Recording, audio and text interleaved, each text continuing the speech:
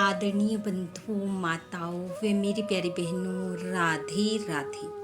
आप सभी का हमारे YouTube चैनल जीवन की धारा पर बहुत बहुत स्वागत है। बंधुओं, आज हम इस वीडियो में श्राद्ध पक्ष की सर्व पितृ अमावस्या के दिन श्रीमद् भगवत गीता के 17वें व 18वें अध्याय का कथा महत्तम श्रवण करेंगे, जिसे सुनने सुनाने से भगवान श्री हरि की कृपा से पितृ पूर्वजों की आत्मा तृप्त होती है और वे प्रसन्नता पूर्वक अपनी संतानों को सुख समृद्धि व खुशहाली का आशीर्वाद देते हुए पितृलोक को वापस लौटते हैं।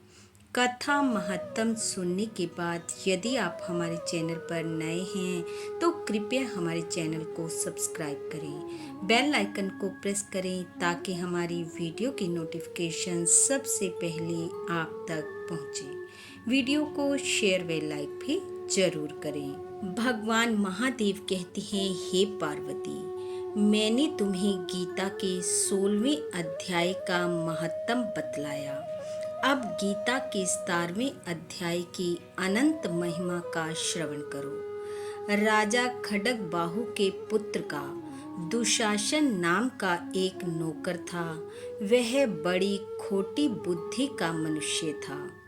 एक बार वह मंडलिक राजकुमारों के साथ बहुत धन की बाजी लगाकर हाथी पर चढ़ा और कुछ ही कदम आगे जाने पर लोगों के मना करने पर भी वह मूढ़ हाथी के प्रति जोर जोर से कठोर शब्द करने लगा।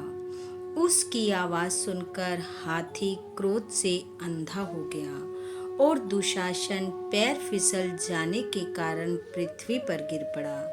दुशासन को गिरकर कुछ कुछ उच्छ्वास लेते देख काल के समान निरंकुश हाथी ने क्रोध में भरकर उसे ऊपर फेंक दिया।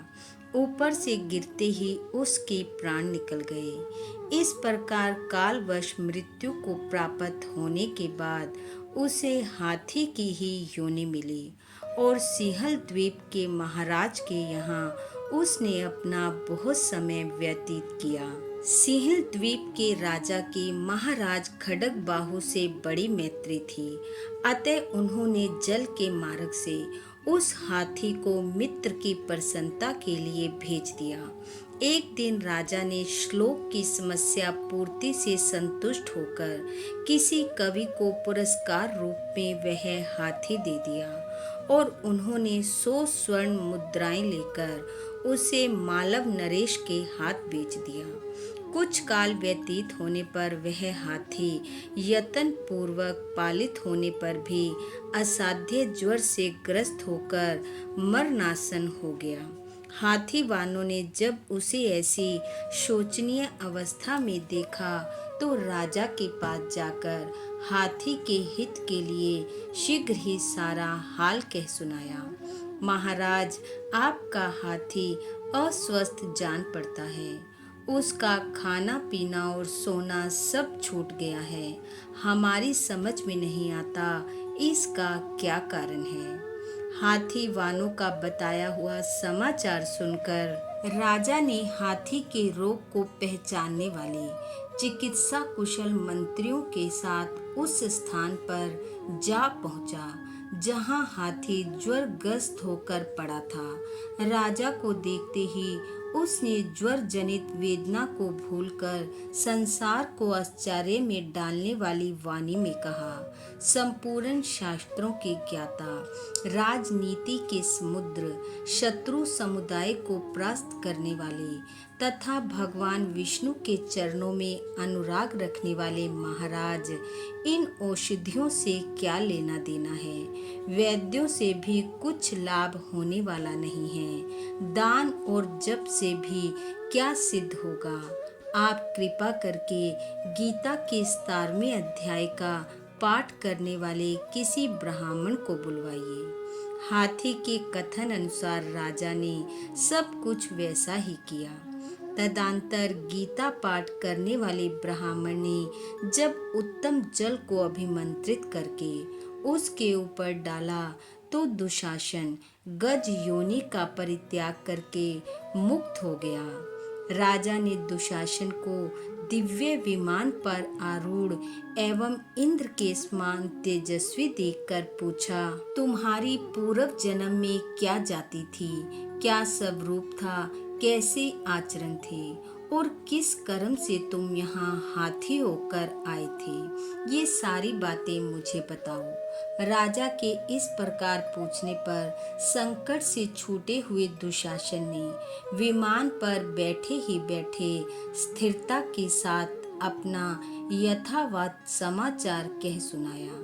तत्पश्चात नरश्रेष्ठ मालव नरेश भी गीता के 17वें अध्याय का जप करने लगे। इससे थोड़े ही समय में उनकी मुक्ति हो गई।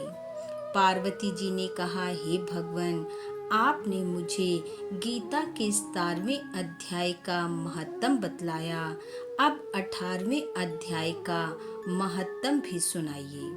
भगवान महादेव ने कहा, हे गिरि नंदिनी, चिन्मय आनंद की धारा बहाने वाले 18वें अध्याय के पावन महत्तम को, जो वेद से भी उत्तम है, श्रवण करो। यह संपूर्ण शास्त्रों का सर्वस्व कानों में पड़ा हुआ रसायन के समान तथा संसार के यातना जाल को छिन्न भिन्न करने वाला है। सिद्ध पुरुषों के लिए यह परम रहस्य की वस्तु है। इसमें अविद्या का नाश करने की पूर्ण क्षमता है। यह भगवान विष्णु की चेतना तथा सर्वश्रेष्ठ परम पद है। इतना ही नहीं, यह विवेकी मई लता का मूल, काम, क्रोध और मद को नष्ट करने वाला, इंद्रादि देवताओं के चित्त का विश्राम मंदिर तथा सनक सनंदन आदि महायोगियों का मनोरंजन करने वाला है। इसके पाठ मात्र से यमदूतों की गर्जना बंद हो जाती है। हे देवी, इससे बढ़कर कोई ऐसा रहस्य में उपदेश नहीं है जो संतप्त मानवों के त्रिविध ताप को हरने वाला और बड़े बड़े पातकों का नाश करने वाला है। 18वें अध्याय का लोकोत्तर महत्तम है। इसके संबंध में जो पवित्र उपाख्यान है, उसे भक्ति पूर्वक सुनो। उसके श्रवण मात्र से जीव समस्त पापों से मुक्त हो जाता है। मेरु गिरी के शिखर पर अमरावती नाम वाली एक रमणीय पुरी है। उसे पूर्व काल में विश्वकर्मा ने बनाया था।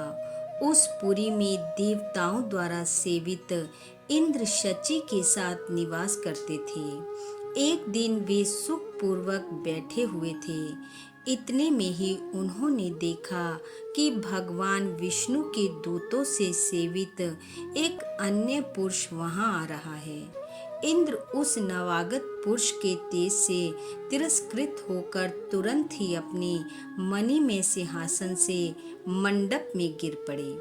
तब इंद्र के सेवकों ने देवलोक के साम्राज्य का मुकुट उस नूतन इंद्र के मस्तक पर रख दिया। फिर तो दिव्य गीत गाती हुई देवंगनाओं के साथ सब देवता उनकी आरती उतारने लगे। ऋषियों ने वेद मंत्रों का उच्चारण करके उन्हें अनेक आशीर्वाद दिए। रंभा आदि अप्सराएं उनके आगे नृत्य करने लगी।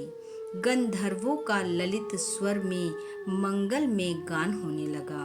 इस प्रकार इस नवीन इंद्र को 100 यज्ञों का अनुष्ठान किए बिना ही नाना प्रकार के उत्सवों से सेवित देखकर पुराने इंद्र को बड़ा विस्मय हुआ। वे सोचने लगे, इसने तो मार्ग में न कभी पोंसले बनवाए, न पोखरे खुदवाए और ना ही पथिकों को विश्राम देने वाले बड़े बड़े वृक्ष ही लगवाए। अकाल पड़ने पर अन्न के द्वारा इसने प्राणियों का सत्कार भी नहीं किया है। इसके द्वारा तीर्थों में स्तर और गांवों में यज्ञ का अनुष्ठान भी नहीं हुआ है। फिर इसने यहाँ भाग्य की दी हुई ये सारी वस्तुएं कैसे प्राप्त की हैं? इस चिंता से व्याकुल होकर इंद्र भगवान विष्णु से पूछने के लिए वेग पूर्वक क्षीर सागर के तट पर गए और वहां अकस्मात अपने साम्राज्य से भ्रष्ट होने का दुख निवेदन करते हुए बोले, हे लक्ष्मीकांत, मैंने पूर्व काल में आपकी प्रसन्नता के लिए 100 यज्ञों का अनुष्ठान किया था। उसी के पुण्य से मुझे इंद्र पद की प्राप्ति हुई थी, किंतु इस समय स्वर्ग में कोई दूसरा ही इंद्र अधिकार जमाए बैठा है। उसने तो न कभी धर्म का अनुष्ठान किया है और न यज्ञों का। फिर उसने मेरे दिव्य सिंहासन पर कैसे अधिकार जमाया है? श्री भगवान बोले, हे इंद्र, वह गीता के 18वें अध्याय में से 5 श्लोकों का प्रतिदिन जप करता है। उसी के पुण्य से उसने तुम्हारे उत्तम साम्राज्य को प्राप्त कर लिया है। गीता के 18वें अध्याय का पाठ सब पुण्यों का शिरोमणि है। उसी का आश्रय लेकर तुम भी अपने पद पर स्थिर हो सकते हो। भगवान विष्णु के ये वचन सुनकर और उस उत्तम उपाय को जानकर इंद्र ब्राह्मण का वेश बनाए गोदावरी के तट पर गए। वहां उन्होंने कालिका ग्राम नामक उत्तम और पवित्र नगर देखा, जहां काल का भी मर्दन करने वाले भगवान कालेश्वर विराजमान हैं। वहीं गोदावरी तट पर एक परम धर्मात्मा ब्राह्मण बैठे थे, जो बड़े ही दयालु और वेदों के पारंगत विद्वान थे। वे अपने मन को वश में करके प्रतिदिन गीता के 18वें अध्याय का जप किया करते थे। उन्हें देखकर इंद्र ने बड़ी प्रसन्नता के साथ उनके दोनों चरणों में मस्तक झुकाया और उन्हीं से 18वें अध्याय को पढ़ा। फिर उसी के पुण्य से उन्होंने श्री विष्णु का सायुज्य प्राप्त कर लिया। इंद्र आदि देवताओं का पद बहुत ही छोटा है। यह जानकर वे परम हर्ष के साथ उत्तम वैकुंठ धाम को गए। अतः यह अध्याय मुनियों के लिए श्रेष्ठ परम तत्व है।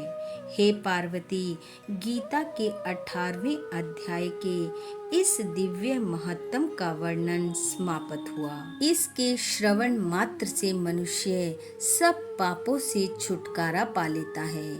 इस प्रकार संपूर्ण गीता का पाप नाशक महत्तम मैंने तुम्हें सुनाया। हे देवी, जो पुरुष श्रद्धा युक्त होकर इसका श्रवण करता है, वह समस्त यज्ञों का फल पाकर अंत में श्री विष्णु का सायुज्य पद प्राप्त कर लेता है। बोलो भगवान श्री हरि की जय। बंधु, भगवान श्री हरि वे आपके पितृ पूर्वजों की कृपा आप वे आपके परिवार पर सदैव बनी रहे। आपका घर आंगन खुशियों से महकता रहे। इन्हीं शुभकामनाओं के साथ आप सबका बहुत बहुत धन्यवाद। राधे राधे।